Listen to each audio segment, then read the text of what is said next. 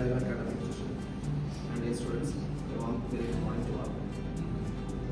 Today we are gathered here on the seminar on the role of logistic education in shaping a promising future. നമ്മുടെ career ഓറിയന്റേഷൻ്റെ regular aspect ഭാഗമായിട്ട് continuous ആയിട്ട് നമുക്ക് പല മേഖലയിലുള്ള കോഴ്സസിനെ കുറിച്ച് എന്താണ് അതിൻ്റെ അപ്ലിക്കബിലിറ്റി, എന്താണ് നമ്മൾ അതുകൊണ്ട് എയിം ചെയ്യുന്നത്, നമുക്ക് അതിലേക്ക് എങ്ങനെ ഫോക്കസ് കൊടുക്കാം എന്നുള്ളതിനെ കുറിച്ച് ഡീറ്റെയിൽ ആയിട്ടുള്ള ഇൻഫോർമേഷൻസ് റെഗുലറായിട്ട് നമ്മൾ തന്നുകൊണ്ടിരിക്കുകയാണ്. ഇപ്പോൾ കഴിഞ്ഞ ക്ലാസ്സുകളിലൊക്കെ നമ്മൾ പല രീതിയിലുള്ള കോഴ്സസിനെ കുറിച്ച് നമ്മൾ പരിചയപ്പെട്ടു. അപ്പോൾ അത്തരത്തിൽ ലോജിസ്റ്റിക് എന്ന് പറയുന്ന ഒരു ഏരിയയുടെ വൈഡ് ആസ്പെക്ട് എന്താണ്, അതിൻ്റെ അപ്ലിക്കബിലിറ്റി എങ്ങനെയാണ്, അതിൻ്റെ ഫ്യൂച്ചർ എന്താണ്, നിങ്ങൾക്ക് അതിൽ എങ്ങനെ ഒരു കരിയർ നിങ്ങൾക്ക് സെറ്റ് ചെയ്യാം, അതിന് എന്തൊക്കെ രീതിയിലുള്ള ഓപ്പർച്യൂണിറ്റീസ് നമുക്ക് അവൈലബിൾ ആണെന്നുള്ള കാര്യത്തിന് വേണ്ടിയിട്ടാണ് ഈ ഒരു സെഷൻ നമ്മളിവിടെ ചെയ്തത്.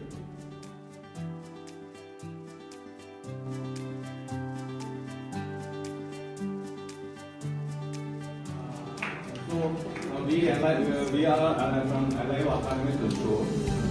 We are providing the courses for logistics and supply chain course, and one more 2025 we are starting aviation and airport management also. Yeah, are you happy today? Yes. Really? Yes. Yeah. Can you say with me? A B C E. No, E ഞാൻ കേട്ടില്ല. E. Yes. Okay. Now okay അല്ല എന്നാലും ശരിയായിരുന്നു. Okay. So logisticsനെ കുറിച്ച് അതിന്റെ concern person നമ്മുടെ കൂടെ ഉണ്ട്. Logistics is a movement of goods from its origin point to destination in an effective and efficient manner. നമുക്ക് വേണമെങ്കിൽ പറയാം. വേണ്ടല്ല ഒരു ഡെഫിനിഷൻ, ഏറ്റവും സിമ്പിൾ ആയിട്ടുള്ള ഒരു ഡെഫിനിഷനാണ് ലോജിസ്റ്റിക്സിന്റെ ഡെഫിനിഷനാണ് ഇത്. അതായത് ഞാനും നിങ്ങളും ഉൾപ്പെടുന്ന ആളുകൾ ഉപയോഗിക്കുന്ന സേഫ്റ്റി പിൻ മുതലുള്ള എല്ലാ സാധനങ്ങളുടെയും ഇനീഷ്യൽ സ്റ്റേജ് മുതൽ, അതായത് അത് ഉണ്ടാകുന്നത് മുതൽ അത് ഫൈനലി നമ്മളുടെ കയ്യിലേക്ക് എത്തുന്നത് വരെയുള്ള പ്രോസസ്സിനെ നമുക്ക് എന്ത് വിളിക്കാം? ലോജിസ്റ്റിക്സ് എന്ന് വിളിക്കാം. ഇതിന്റെ ഇടയിൽ വെയർഹൗസിംഗ് എന്ന് പറഞ്ഞാൽ നമ്മൾ വെയർഹൗസും ഗോഡൌണും സെയിം ആണെന്ന് പറയുന്ന ആൾക്കാരുണ്ട്. ഓക്കെ, പക്ഷേ വെയർഹൗസിൽ എന്താണ് വ്യത്യാസം വരുന്നത് വെച്ചാൽ വെയർഹൗസ് എന്നത് കുറച്ചുകൂടി കസ്റ്റമൈസ്ഡ് ആണ്. ദാറ്റ് മീൻസ് ഒരു ആവശ്യം നമ്മൾ എന്താണോ വസ്തു സൂക്ഷിക്കാൻ പോകുന്നത്, ആ സൂക്ഷിക്കാൻ പോകുന്ന ഗുഡ്സിന് ആവശ്യമായ ഫെസിലിറ്റീസ് അറേഞ്ച്ഡ് ആയിട്ട് ചെയ്തിട്ടുള്ളതിനെയാണ് നമ്മൾ വെയർഹൗസ് എന്ന് പറയുന്നത്. ദാറ്റ് മീൻസ് ഇപ്പൊ നമ്മൾ ഫാർമസ്യൂട്ടിക്കൽസ് എക്യുപ്മെന്റ്സ് അല്ലെങ്കിൽ ഫാർമസ്യൂട്ടിക്കൽ തിങ്സ് ആണെങ്കിൽ നമ്മൾ ടെമ്പറേച്ചർ കൺട്രോൾഡ് ആയിട്ടുള്ള വെയർഹൗസുകളാണ്. ഓക്കെ, ഇനി വെജിറ്റബിൾസ്, ഫ്രൂട്ട്സ്, ഫ്രോസൺ ഐറ്റം അങ്ങനെയുള്ള സാധനമാണെങ്കിൽ കോൾഡ് സ്റ്റോറേജ് ആണ്, റെഫ്രിജറേറ്റഡ് സിസ്റ്റമുള്ള കോൾഡ് സ്റ്റോറേജ് ആണ്. അരി, പച്ചക്കറി അങ്ങനെയുള്ള സാധനങ്ങൾക്ക് നമുക്ക് ഡ്രൈ സ്റ്റോറേജ് ആണ്, അല്ലേ? അപ്പോൾ അത് കസ്റ്റമൈസ്ഡ് ആണ്. നമ്മൾ വെയർഹൗസ് എന്ന് പറയുമ്പോൾ കസ്റ്റമൈസ്ഡ് ആണ്. ഓക്കെ, അപ്പൊ അതാണ് വെയർഹൗസ് ഗോഡൌണിൽ നിന്നും വ്യത്യാസമായിട്ട് വരുന്നത്. അങ്ങനെ വെയർഹൗസിലേക്ക് നമ്മൾ സാധനങ്ങൾ എത്തിക്കുന്നു. അപ്പൊ അതിനുശേഷം റിസീവിംഗ് ആണ്. വെയർഹൗസിലേക്ക് റിസീവ് ചെയ്ത് ആ സാധനങ്ങളിൽ ഡാമേജ് ഉണ്ടോ, ക്വാളിറ്റി ചെക്ക്, ഡാമേജ് ഉണ്ടോ, എക്സസ് ഉണ്ടോ, അതുപോലെ തന്നെ ഷോർട്ട് ഉണ്ടോ, ഇങ്ങനെയുള്ള എല്ലാ പരിശോധനകൾക്ക് ശേഷം ആവശ്യമായ രീതിയിൽ സ്റ്റോറേജ് ആക്കുന്നു. അതിനുശേഷം പ്രൊഡക്ഷൻ. ഓക്കെ, ഇത് അതായത് റോ മെറ്റീരിയൽസ് അഥവാ സെമി ഫിനിഷ്ഡ് ഗുഡ്സ് പ്രൊഡക്ഷൻ യൂണിറ്റിൽ വെച്ച് ഫിനിഷ്ഡ് ഗുഡ്സ് ആയി മാറുന്നു. ഓക്കെ, അതിനുശേഷം ഇത് നമ്മളിലേക്ക് എങ്ങനെ സെയിൽസ് ആൻഡ്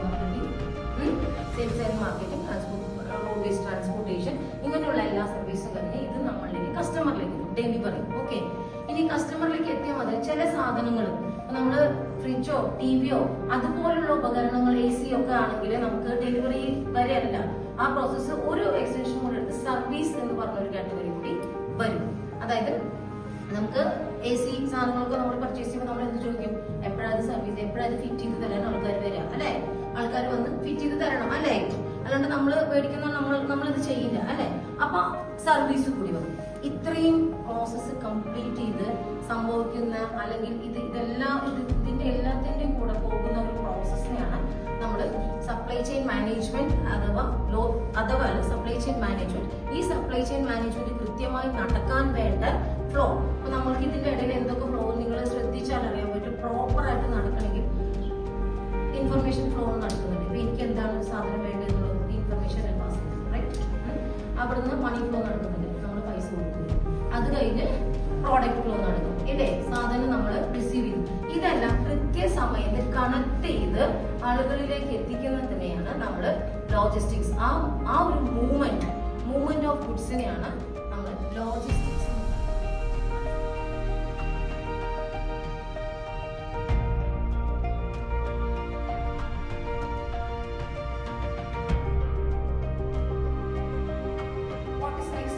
രണ്ട് കൺട്രീസ് ആണ് അല്ലെ?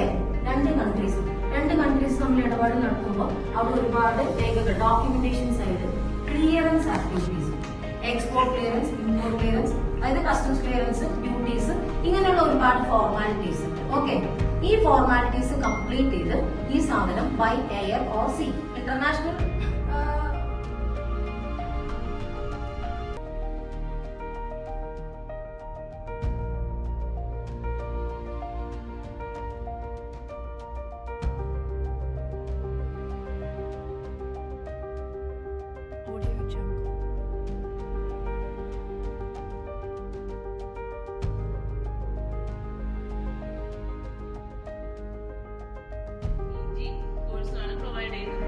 നിങ്ങൾ മെയിൻ ആയിട്ട് ഫോക്കസ് ചെയ്യുന്നത് ഡിഗ്രി കഴിഞ്ഞ കുട്ടികളായതുകൊണ്ട് തന്നെ PG കോഴ്സ് ആയിരിക്കും. അതിൽ നമുക്ക് 4 സെമസ്റ്ററാണ് വരുന്നത്. 2 വർഷത്തെ കോഴ്സാണ് PG. ഓക്കെ, 4 സെമ്മാണ് വരുന്നത്. അതിൽ ഫസ്റ്റ് 2 സെം ആയിരിക്കും, അതായത് 1 ഇയർ ആണ് നിങ്ങൾക്ക് മെയിൻ ആയിട്ട് ക്ലാസ്സസ് ഉണ്ടായിരിക്കും.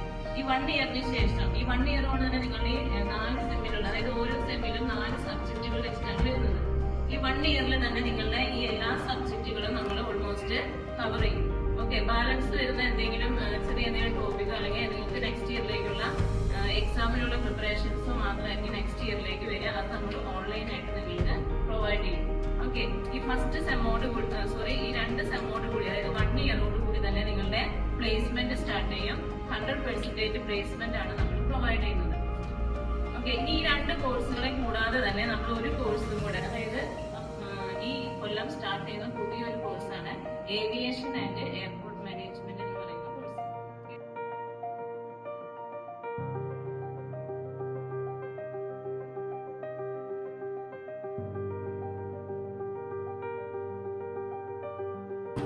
അതുപോലെ വൈഡ് ഏരിയ നിങ്ങൾക്ക് മുന്നിലുണ്ട്.